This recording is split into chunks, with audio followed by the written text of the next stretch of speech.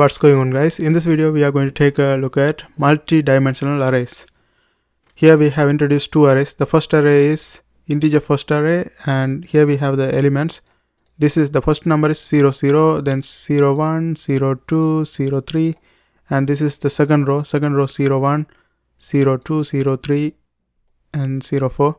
Actually this is 1 0 1 1 1 2 1 3. Okay, because the first one is 0 0, the second one is 1, and same like that we can create another array, and that one is 0 0 0 1 0 2 0 3, and this is second row, this is third row, this is 1 0, and this one is 2 0 2 1 2 2.